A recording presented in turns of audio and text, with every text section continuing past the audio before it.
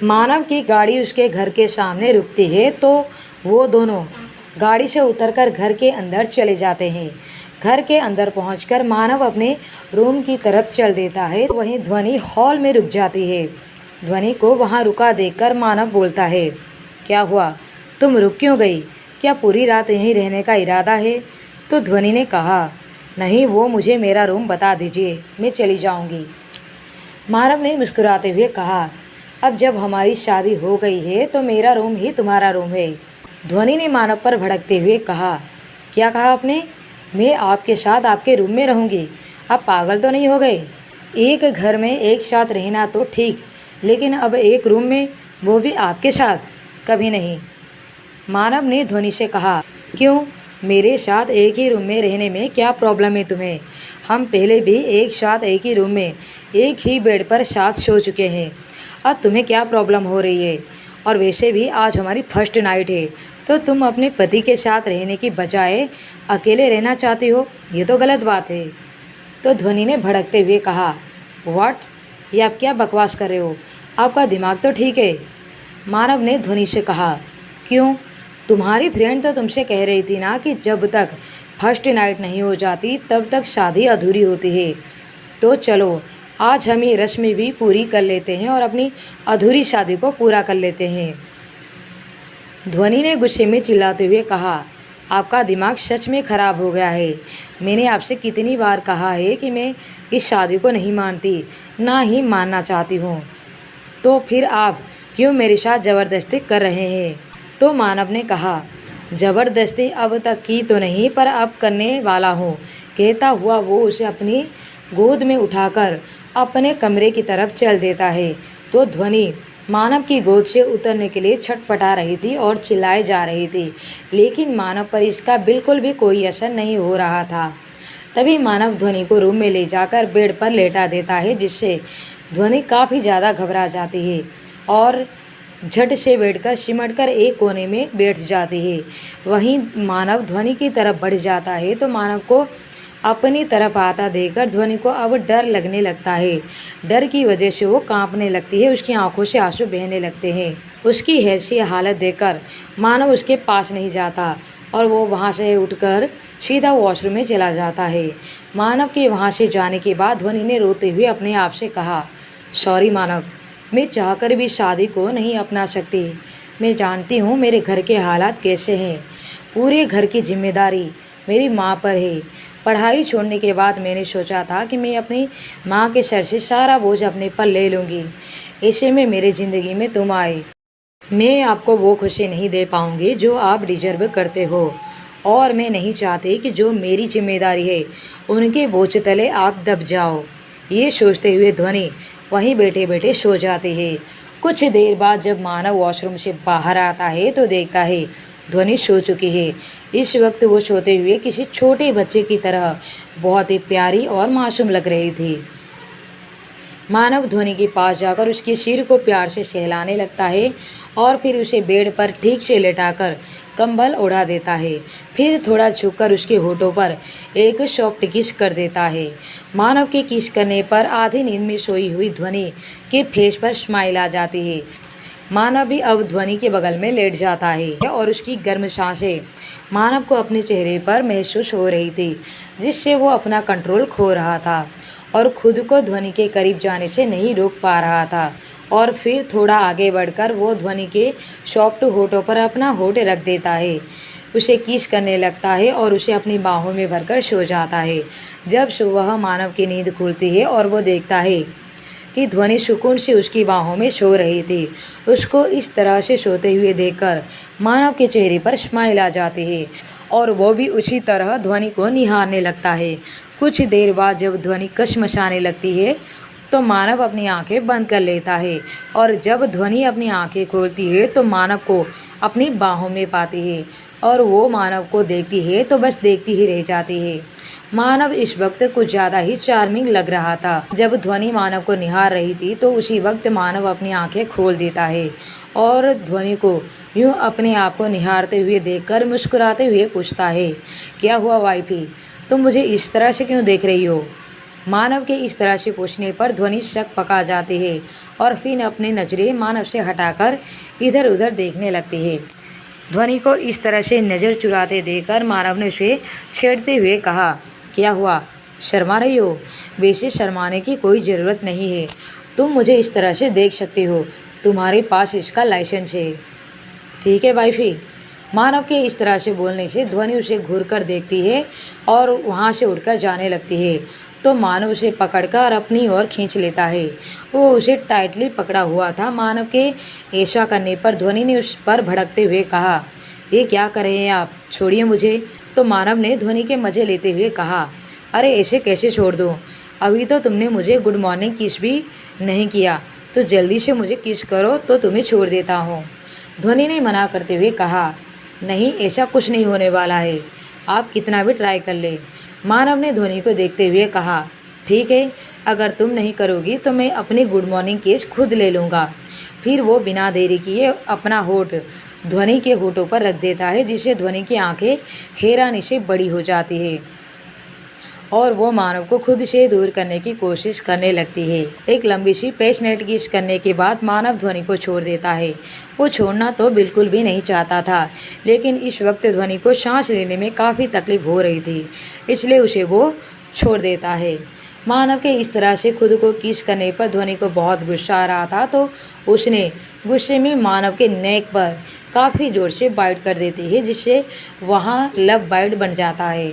तभी उन दोनों के कानों में किसी के चिल्लाने की आवाज़ आती है। कोई नीचे से काफ़ी ज़ोरों से किसी पर चिल्ला रहा था। जब मानव के कानों में किसी के चिल्लाने की आवाज़ आती है तो वो ध्वनि को छोड़ देता है और बेड से उठकर कबर्ड की तरफ जाते हुए कहता है, तुम फ्रेश हो जाओ, मैं अभी नीचे से आता हूँ, तुम भी तैयार होकर नीचे आ जाना। फिर वो कबर्ड से अपने कपड़े लेकर वॉशरूम की तरफ चला जाता है। लगभग 5 ही मिनट में वॉशरूम में कपड़े पहनकर नीचे चला जाता है। मानव के नीचे जाने के बाद ध्वनि बेड से उठकर वॉशरूम में चली जाती है। इधर जब मानव नीचे आकर देखता है तो प्रीति एक सर्वेंट पर चिल्ला रही थी। मानव ने उसके पास जाते हुए पूछा, प्रीति तुम यहाँ और इस पर क्यों चिल्ला रही हो? तो प्रीति ने गुस्से में मानव से कहा, ये तो तुम अपने नौकर से पूछो कि मैं इस पर क्यों चिल्ला रही हूँ, तो ज़्यादा बेहतर रहेगा। तो मानव ने प्रीति से कहा, प्रीति माइंड योर लैंग्वेज, तुम ऐसे ही किसी को इस तरह से नहीं बुला सकती, अब बताओ चिल्ला क्यों रही थी? तो सर्वेंट ने मानव को देखते हुए कहा, सर मैडम आपसे मिलने के लिए जिद कर रही थी, तो मैंने उन्हें आपके रूम में जाने से रोक दिया था, क्योंकि आपने ही कहा था कि किसी को आपके रूम की तरफ ना जाने दो, लेकिन मैडम मान ही नहीं रही थी। तो ये सुनकर मानव ने उस सर्वेंट को वहाँ से जाने का इशारा किया तो वो वहाँ से चला गया। सर्वेंट के जाने के बाद मानव ने प्रीति की तरफ देखते हुए कहा, जब वो उसने तुम्हें मना किया तो तुम जिद क्यों कर रही थी? तो प्रीति ने मानव को देखते हुए कहा, मानव वो मुझे कुछ ज़रूरी बात करनी थी तुमसे। तो मानव ने प्रीति पर भड़कते हुए कहा, अगर तुम्हें कोई ज़रूरी बात करनी थी तो तुम ऑफिस भी आ सकती थी, घर आने की क्या ज़रूरत थी? मैंने कितनी बार कहा है तुमसे कि अगर कोई ज़रूरी बात करनी हो तो ऑफिस में आकर करो, घर आकर नहीं। तो प्रीति ने मानव से कहा, मानव तुम इतना क्यों भड़क रहे हो, जैसे मैंने तुम्हारे घर आकर कोई बहुत बड़ा गुनाह कर दिया है। अरे यार हम तो बचपन के दोस्त थे, कोई दुश्मन नहीं जो तुम्हारे घर नहीं आ सकती। और वैसे भी मैं जब भी तुम्हारे घर आती हूँ तुम किसी ना किसी बहाने मुझे यहाँ से भगा देते हो। तभी उन लोगों को किसी की आवाज़ आती है। वो दोनों एक साथ दरवाजे की तरफ देखते हैं तो वहाँ रौनक खड़ा मुस्कुरा रहा था और वो अंदर आते हुए कहा, क्या भाई आप सुबह सुबह इतना क्यों भड़क रहे हैं? तो मानव ने रौनक को देखते हुए कहा, तू बता कि तू यहाँ सुबह सुबह क्या कर रहा है? रौनक ने मुंह बनाते हुए कहा, अरे भाई मैं तो आपसे मिलने आया था, लेकिन आप हो कि खुश होने की बजाय मुझसे ही सवाल कर रहे हो। तो मानव ने रौनक से कहा, यह ड्रामा बंद कर और बता कि तुझे क्या चाहिए। तो रौनक ने मानव के पास आते हुए कहा, भाई वो इसे आगे कुछ कह पाता कि उसकी नज़र मानव के नेक पर चली जाती है जहाँ की ध्वनि ने बाइट किया था। तभी रौनक की आंखें बड़ी हो जाती है। रौनक ने एकदम से हैरानी से कहा, भाई लव बाइट? रौनक के ऐसा बोलने पर मानव ने कन्फ्यूज होते हुए कहा, क्या लव बाइट? तुझे लव बाइट चाहिए? तेरा दिमाग तो ठीक है, क्या बकवास कर रहा है तू? तो रौनक ने मानव की गर्दन पर देखते हुए कहा, भाई मेरा दिमाग तो ठीक है और मुझे कोई लव बाइट नहीं चाहिए, लव बाइट तो आपकी गर्दन पर है। रौनक के मुंह से ये बात सुनकर मानव को सुबह ध्वनि का बाइट करना याद आ जाता है। वहीं प्रीति को ये सब देखकर और सुनकर बहुत गुस्सा आ रहा था। उसने मन में सोचते हुए कहा, ये जो भी लड़की है वो एक बार मेरे सामने आ जाए तो मैं तो उसे जान से ही मार दूँ। तो वहीं मानव ने रौनक की बात का जवाब देते हुए कहा, तू जैसा समझ रहा है वैसा कुछ नहीं है। तो रौनक ने मानव से कहा, भाई आप ये मुझे समझा रहे, क्या मुझे नहीं पता कि लव बाइट की मार्क कैसे होते हैं? तो मानव ने रौनक से कहा, तुझे बड़ा एक्सपीरियंस है इन सब चीज़ों का। मानव के ऐसा बोलते ही रौनक हड़बड़ा जाता है और बात को बदलते हुए कहता है, भाई मैं तो मजाक कर रहा था, मुझे क्या पता कि लव बाइट क्या होता है। और हाँ, मुझे कुछ ज़रूरी काम याद आ गया, मैं आपसे बाद में मिलता हूँ। ये कहते हुए वो जा ही रहा होता है कि मानव ने रौनक को रोकते हुए कहा, रौनक एक मिनट, तू एक काम कर, तू जाते जाते प्रीति को भी ड्रॉप कर देना। तो रौनक ने मुस्कुराते हुए कहा, ओके भाई। प्रीति जो कि मानव से कुछ बात करने आई थी, मानव बिना उससे कोई बात किए उसकी कोई बात सुने उसे जाने के लिए कह दिया। तो प्रीति को इस बात पर बहुत गुस्सा आ रहा था, लेकिन वो कर भी क्या सकती थी, इसलिए वो रौनक के साथ पैर पटकती हुई वहाँ से चली गई। उन लोगों के जाने के बाद मानव अपने रूम की तरफ चला जाता है। उधर बाथरूम में नहाने के बाद ध्वनि को याद आता है कि उसने कपड़े तो कुछ लाए ही नहीं। नहाने के बाद वो पहनती क्या, जो कपड़े उसने पहने हुए थे वो भी गीले हो चुके थे, तो उसके पास पहनने के लिए कुछ भी नहीं था। तभी उसकी नज़र वहाँ रखी मानव के एक शर्ट पर जाती है तो वो मन ही मन सोचती है, मानव तो अभी नीचे गया हुआ है, जब तक वो वापस आएगा मैं तब तक अपने लिए कुछ ढूंढ लूँगी। सोचती हुई वो मानव की शर्ट पहनकर बाथरूम से बाहर आ जाती है। ध्वनि बाथरूम से बाहर आकर मानव के कबर्ड में अपने लिए कुछ ढूंढ ही रही थी कि तभी उसे रूम का दरवाज़ा खुलने की आवाज़ आती है। तो ध्वनि पीछे मुड़कर देखती है तो वहाँ मानव खड़ा उसे ही देख रहा था। मानव तो ध्वनि को देखकर मानो फ्रीज ही हो गया था और वो एक टक से उसे ही देखे जा रहा था। मानव को वहाँ खड़ा देखकर वो हड़बड़ा जाती है और हड़बड़ाहट से फिर से वॉशरूम की तरफ भागने लगती है कि तभी मानव जल्दी से आकर ध्वनि का हाथ पकड़ लेता है और उसे खींचकर अपने करीब कर लेता है। ध्वनि मानव के सीने से जा टकराती है।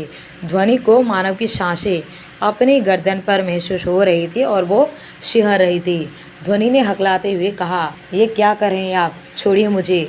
तो मानव ने ध्वनि की आंखों में देखते हुए कहा, तुम इतनी हॉट लगोगी तो मैं अपने आप पर कंट्रोल कैसे कर पाऊँगा। ध्वनि इस वक्त काफ़ी हॉट लग रही थी। उसने मानव की एक वाइट कलर की शर्ट पहनी हुई थी जो उसकी थाई तक ही आ रही थी और उसके बाल गीले थे जिनमें से अभी भी पानी टपक रहा था और उसके शरीर से एक भीनी भीनी खुशबू आ रही थी जो मानव को मदहोश कर रही थी, जिससे धीरे धीरे वो अपना कंट्रोल खोने लगा था। फिर वो ध्वनि के नेक पर किस करने लगता है। तभी कोई उनके रूम के दरवाजे पर नॉक करता है तो मानव अपने सेंस में वापस आता है। फिर वो ध्वनि की तरफ देखता है जो अभी भी अपनी आंखें बंद किए हुए खड़ी थी। मानव ध्वनि से दूर होकर दरवाज़ा खोलने के लिए जाता है। दरवाजे पर एक लड़ी थी। सरिता आंटी, आप कब आई? तो सरिता आंटी ने मुस्कुराते हुए कहा, जी मानव बाबा, मैं तो कल रात को ही आ गई थी, लेकिन शायद कल आप ऑफिस से लेट आए थे इसलिए आपसे कल नहीं मिल पाई और आज सुबह मार्केट गई हुई थी किचन के कुछ सामान खरीदने। अभी तक आप नीचे नहीं आए तो सोचा आपको बुला लूं। सरिता आंटी मानव के घर की एक बहुत पुरानी मेड है जो उसकी मां के मरने के बाद बचपन से ही मानव को संभाल रही है, तो मानव भी उसे काफ़ी रिस्पेक्ट करता है। मानव ने आंटी से कहा, आंटी मैं अभी आता हूँ, तब तक आप मेरा एक काम कीजिए, आप लड़कियों के कुछ कपड़े मंगवा दीजिए। तो मानव के मुंह से ये सुनकर वो थोड़ी हैरान रह जाती है और फिर मानव से पूछती है, तुम्हें किसके लिए चाहिए लड़कियों के कपड़े? तो मानव ने कहा, आंटी वो मैं आपको बाद में बताऊंगा, पहले आप ये काम कीजिए। तो सरिता आंटी वहाँ से चली जाती है। उनके जाते ही मानव भी रूम में वापस आता है तो देखता है ध्वनि अभी भी वहीं खड़ी थी। तो मानव ने ध्वनि के पास आकर कहा, मुझे मेरी शर्ट चाहिए। ध्वनि के करीब पहुंचकर वो अपने हाथ आगे बढ़ा देता है शर्ट के बटन खोलने के लिए, जिससे ध्वनि घबरा जाती है और वो मानव को धक्का देकर वॉशरूम में भाग जाती है। ध्वनि की इस तरह की हरकत पर मानव को हंसी आ जाती है और मानव ने ध्वनि को परेशान करने के लिए वॉशरूम के डोर को नॉक करते हुए कहा, मैं भी देखता हूँ ध्वनि तुम कब तक अंदर रहोगे। मैं तुमसे अपनी शर्ट वापस लेकर ही रहूँगा, चाहे जो हो जाए। ध्वनि ने वॉशरूम में चिल्लाते हुए कहा। तो ठीक है, बैठे रहिए बाहर, मैं भी देखती हूँ आप कैसे शर्ट लेते हैं। मानव ने कहा ठीक है। ध्वनि वॉशरूम में बैठकर सोचते हुए खुद से कहा, पता नहीं इस खडूस को क्या हो गया है जो इस शर्ट के पीछे पड़ा है। ऐसा क्या है इस शर्ट में। तभी मानव के रूम का डोर नॉक होता है। मानव जाकर डोर ओपन करता है तो सामने सरिता आंटी खड़ी थी। सरिता आंटी ने मानव को देखते हुए कहा, मानव बाबा, आपने जो कपड़े मंगाए थे वो लाई हूँ।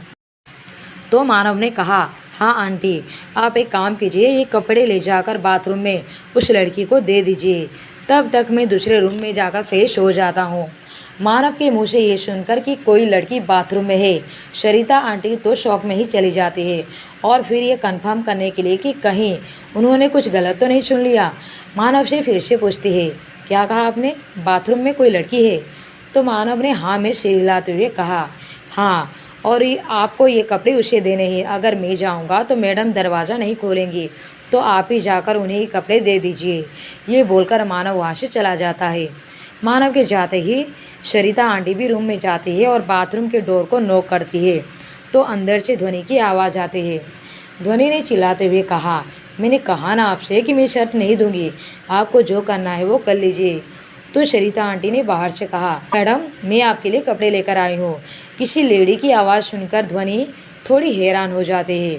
फिर थोड़ा दरवाज़ा खोलकर बाहर अपना सिर निकाल कर देखती है तो सामने सरिता आंटी खड़ी थी। सरिता आंटी को देखकर ध्वनि बाथरूम से बाहर आ जाती है। बाथरूम से बाहर आकर ध्वनि ने सरिता आंटी से पूछा, आप कौन। तो सरिता आंटी ने मुस्कुराते हुए कहा, जी मैं यहाँ काम करती हूँ। और फिर ध्वनि को कपड़े देते हुए कहा, लीजिए मैडम, मानव बाबा ने आपके लिए कपड़े भेजे हैं। तो ध्वनि ने उससे कपड़े लेते हुए कहा, थैंक यू आंटी, पर आप मुझे मैडम कहकर मत बुलाइए। मुझे अच्छा नहीं लगता कि कोई मुझसे उम्र का बड़ा मुझे मैडम कहकर बुलाए, तो आप मुझे मेरे नाम से ही बुला सकते हैं। सरिता आंटी ने ध्वनि से कहा, वैसे आपका नाम मुझे नहीं पता, मैं आपको किस नाम से बुला सकती हूँ। ध्वनि ने मुस्कुराते हुए कहा, मेरा नाम ध्वनि है, तो आप मुझे ध्वनि कहकर बुला सकते हैं। सरिता आंटी से बात करने के बाद ध्वनि बाथरूम चली जाती है और सरिता आंटी वहाँ से नीचे चली जाती है। कुछ देर के बाद मानव भी नीचे आता है और उसके पीछे पीछे ध्वनि भी। तभी सरिता आंटी ने मानव को देखते हुए कहा, चलिए मानव बाबा, आप ब्रेकफास्ट कर लीजिए। तभी मानव ने ध्वनि की तरफ देखते हुए कहा, नहीं आंटी जी, मैं ये ब्रेकफास्ट नहीं करूँगा, मेरे लिए तो नाश्ता मेरी स्वीट वाइफ ही बनाएगी।